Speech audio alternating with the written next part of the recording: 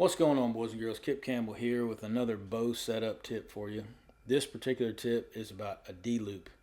Now, D-loops seem simple enough, and they pretty much are, but there's some right and wrong ways to tie a D-loop. I'm just going to briefly go over a couple highlights of the way I like to tie my D-loop and why. So, right off the bat, first of all, you need to know that there is a right and wrong way to tie the knots. So where the knots are facing, where your burnt end is facing, the top one needs to be facing the right and the bottom one needs to be facing the left. Just make sure that they're opposites, because you don't want any torque pulling the bowstring, rotating it one way or another, depending on how your D-loop grips into the string. You want opposing forces there. So that's the first part. You want to tie it with opposite facing knots. So the second part is the length of the D-loop. The D-loop needs to be, in my opinion, at least 3/4 of an inch long. You could even tie it an inch long if you wanted to, but 3/4 of an inch is a good rule of thumb, and here's why. And we'll get to the material next. This is actually not the material to use that I have on there now, but we're about to cut it off.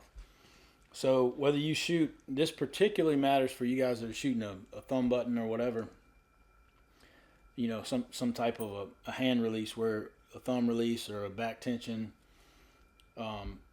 is you're going to get twist in your D-loop. And even guys that are shooting a hook style release or some type of jaw caliper release, any twist that you put on your D-loop could translate to getting string torque, so that your arrow's not coming out of there the way it should when you release.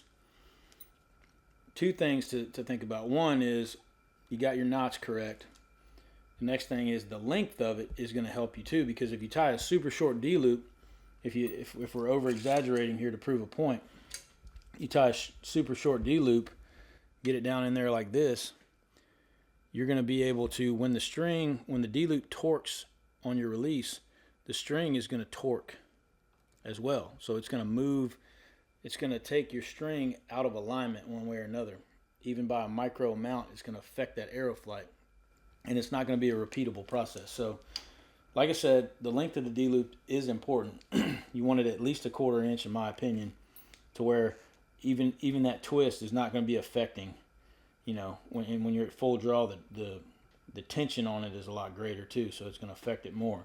So any kind of twist or any kind of torque that you put into it is not going to translate into that bowstring. The second thing, or one of the things to keep in mind, is the material. So this material is kind of thick and rigid, and it might do okay, especially for a hook style release. This release is not going to affect this string with this particular D-loop. But if you want to be absolutely certain, I recommend, the stuff that I've used for a couple years now is the BCY, the braided Spectra 1.6 millimeter, and number 23. So that's just, I'm not sponsored by these guys. It's just what I found to work the best. And the reason is the pliability of it. It's still durable, but as you can see, it's quite a bit more limp and pliable than this particular D-loop. Most D-loops, because of durability, they're going to be rigid like this one is right here. So that's the material I would recommend going with, because you can twist this all day long and it's not going to affect your bowstring. So really quick, we'll cut this off of here and I'll show you guys how I tie my D-loop.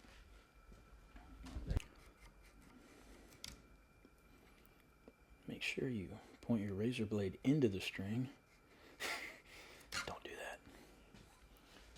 All right, so I've already got my knocking points served in, so that's where I set my arrow up, 90 degrees.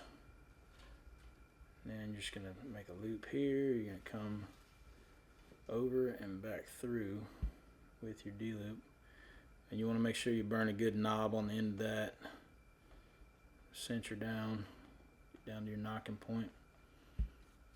All right, so the bottom would come underneath here, over top, and back through.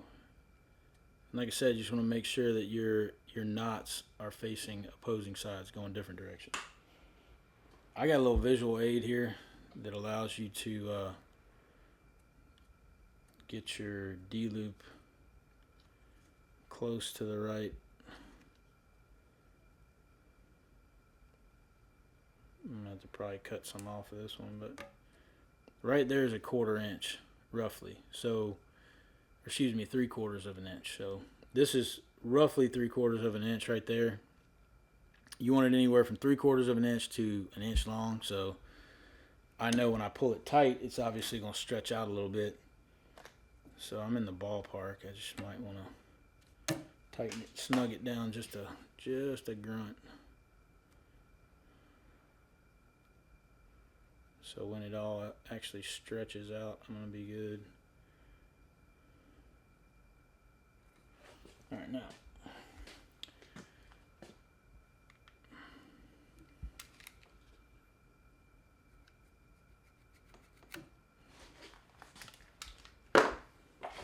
Always remember, boys and girls, you want to burn so that your flame is facing up and the bottom part of the flame is all that touches. If you keep your finger kind of close to your project, that'll you'll start to feel some heat before you burn your bowstring. So also another thing is you don't want to overcook this thing. You don't want to get it all black and crispy and make it weak.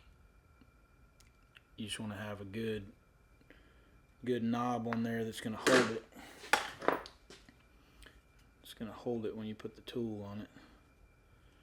Stretch her out.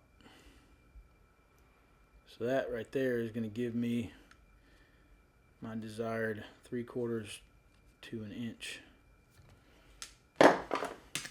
D-loop. Yep.